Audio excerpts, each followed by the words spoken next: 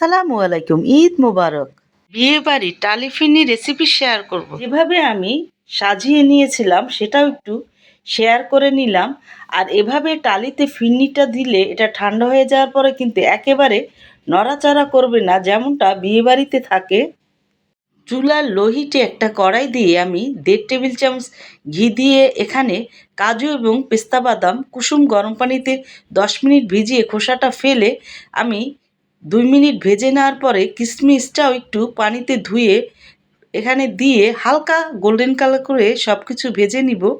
পোলাওয়ের চাল আমি 1.5 পট কন্ডেন্স মিল্কের সেটা 1 ঘন্টা ভিজিয়ে রেখে শিলপাটায় আধ ভাঙা বা খুদের মতো করে ভেঙে চালটা ভালো করে পানিতে ধুয়ে তারপরে এখন এখানে 4 লিটার তরল দুধ আমি জাল দিয়ে কমিয়ে 3 লিটার করে নিয়েছি।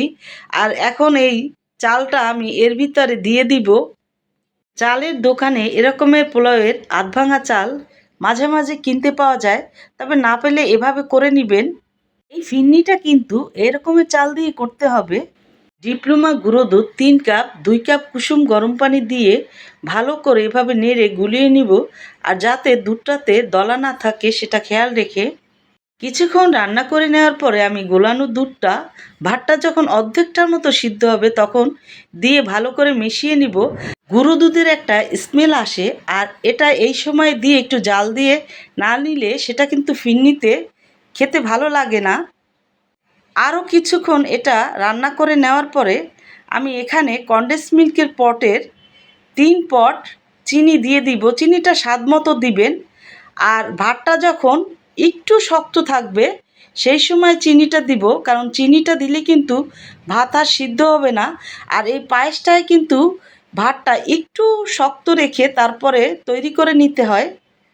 বিয়েবাড়ির ফিরনিতে যেটা হয়, চিনিটা দিলে দুধটা একটু পাতলা হবে, সেটা আমি টানিয়ে কমিয়ে নিয়ে এখানে কন্ডেন্স মিল্ক 4 ভাগের 3 ভাগ এখন দিয়ে ভালো করে নেড়ে মিশিয়ে নিব।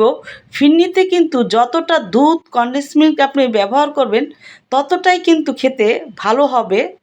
1 চামচ এলাচ পাউডারের গুঁড়ো নিয়েছি। আর দুধটাতে যখন এরকমের ঘন বড় টাইপের ফোঁটা ফোঁটা উঠবে তখন বুঝবেন পায়েসটা হয়ে গেছে। আর এখন এলাচ পাউডারের গুঁড়োটা একটু নর্মাল পানিতে গুলে এটার ভিতরে দিয়ে আমি ভালো করে মিশিয়ে নিব।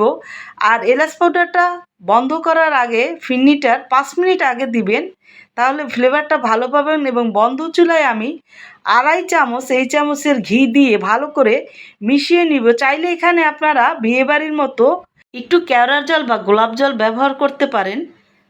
আপনারা এটা কিন্তু বাটিতে একটু বেড়ে ঠান্ডা করে নিয়ে তারপরে চেক করে উঠিয়ে নিতে পারেন।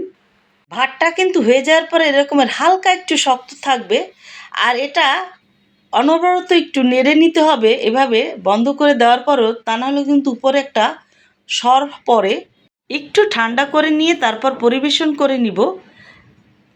ফ্রিজে রেখে তারপরে পরিবেশন করবেন, দেখবেন খেতে কিন্তু দারুণ লাগে।